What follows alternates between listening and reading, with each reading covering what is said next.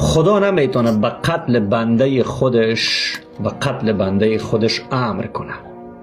خدا نمیتونه چون این کار را کنه، حتی اگر وجود خارجی داشته باشه، حتی اگر خدایی هم وجود داشته باشه، به این اندازه نمیتونه نادان و بیشعور باشه که بگه بنده مرا توسط بنده دیگرم از بین ببرم و در اون بالاها نشسته باشه و لذت ببره. حالا گذشته از این مسائل، میدونین که خدای اسلام رول شیطان را بازی کرده در خود قرآن. فرق میان وظایف شیطان و وظایف الله اینها که وجود نداره. به طور مثال، حالا ما چند مسئله را به دوستان اگر از این آیات قرآن، حالا ما موضوع برنامه از دوستا خارج میشیم چون آخر برنامه از، به هر صورت این مسئله را ببینید. سوره توبه آیه 51 الله مسلمانان بیان میکنه الله هرچی را مقرر کرده به ما میرسد. متوجه میشی؟ یعنی من کاوش که امروز نشستم قلم را گرفتم، کتابچه گرفتم که از مسلمانان چیزی در لابلای برنامه یادداشت کنم که از او استفاده کنم. کتابچه خالی ماند بجز فحاشیایی که کردن در برنامه. من کاوش که اسلام را نقد میکنم یا آریا جان که اسلام را نقد میکنه، این را الله مقرر کرده. همین اللهی که مقرر کرده که من منتقد اسلام شوم، چگونه بنده دیگر خود را میگه که یحاربون الله ای یقتلوا، اینها محارب هستند، جانشان را بگیرید. یا در سوره فاطر آیه 11 هم میگه نر و ماده و طول عمر آنها در کتاب مضبوط هست. یا در سوره شورا آیه 12 میگه که روزی کشاد و تنگ دست الله هست. یا در سوره حدید آیه 22 میگه که تمام مصائب یعنی مصیبت ها و نفس انسان قبلا در کتاب ما ثبت است. یعنی قبل از اینکه کاوش تولد شوه، ما تاریخ مرگش را، تاریخ تولدش را، تاریخ جنایتش را اگر جنایت میکنه، تاریخ بیدینیش را روزی که از اسلام خارج میشه، تاریخ هر کارش را من الله تعیین کردم. پس وقتی آینده را خودش تعیین کرده. سوره مدثر آیه 31 میگه هدایت و گمراهی به دست من الله هست. سوره مدثر آیه 56 میگه که پند گرفتن هم به دست من الله هست. یعنی اگر تو مسلمان بیایی در برنامه مرا پند بیتی که تو بیا کاوش مسلمان شو، به دست الله هست که من مسلمان میشم یا نمیشم. پس توی مسلمانش کوشش نکو اصلا. چون الله نمیخواد که من کافر شم. الله شیطان هست در قرآن، الله ابلیس هست در قرآن. همون ابلیس تقلبی و قلابی محمد هم الله هست، هم خودش هست و هم ابلیس هست.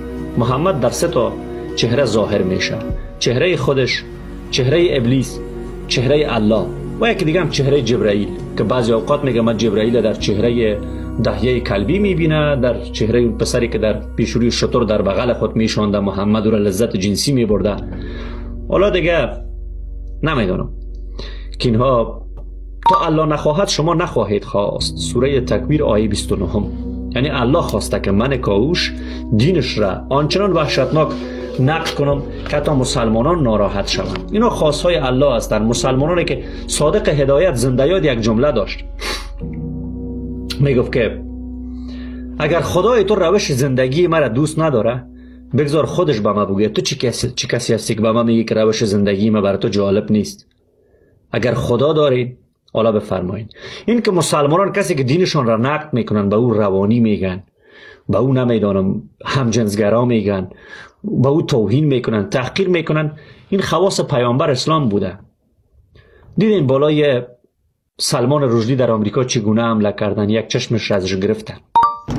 دیدین که احمد کسروی را چگونه پارچه پارچه کردن، خون در بدن احمد کسروی چاقو میزد و لذت روانی میبرد. دیدین که با کسانی که در صدر اسلام بودن، منتقدان محمد، کار کردن. دیدین که قضیه اسما بنت مروان و ابو افک اینها چه کسایی بودن و چگونه نابود شدن.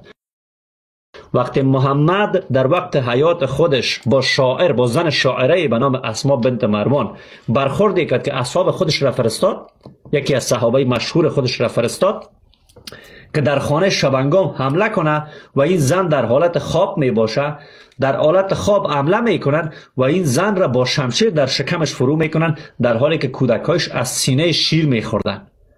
این است اسلام واقعی، این است محمد. پس از پیروان محمد آرزو داشته باشین، از پیروان محمد برداشت این را داشته باشین. موضوع ام قرفه را که در جایش میگذاریم، اگر موضوع ام قرفه را باز کنیم، فاطمه، اونجا میبینین که زن را از وسط دو پاره میکنه. یک پایش در یک شتر بسته میکنه، پای دیگهش به فرمان محمد است، پای دیگهش اصحاب محمد در شتر دیگه بسته میکنه. زن 50 و چند ساله فرتوت بیچاره را که سنش بسیار بزرگ است، 50 و چند ساله، این زن را از وسط محمد به فرمان محمد اصحاب محمد دو پاره میکنن. شما از پیروان اسلام چی تمنایی دارین؟ مرا باید خام بخورن اگر گیرم کنن، خام یعنی بگیرن گوشتم را بخورن. البته خوردن گوشت مرتد هم در روایت فقهی مسلمانان آمده، باید داشته باش. متوجه شدن عزیز برادر؟ این است اسلام رحمانی. امون اسلام رحمانی را که بارها داد بزنن امین هست. پاره کردن زن از وسط، کشتن زن در خواب، کشتن پیرمردی به نام ابو افک 120 ساله، 120 ساله مرد 120 ساله را محمد میکشه. حالا مرد 120 ساله را شما اگر حتی به ما توهین هم کنه، تحقیر هم کنه، میگیم مرادش را کنین، سنش بزرگ است، اما محمد میکشه. دیگر تمنایی نیست که اینو کاوش جوان و آریای جوان و هموطنان عزیز ما را زنده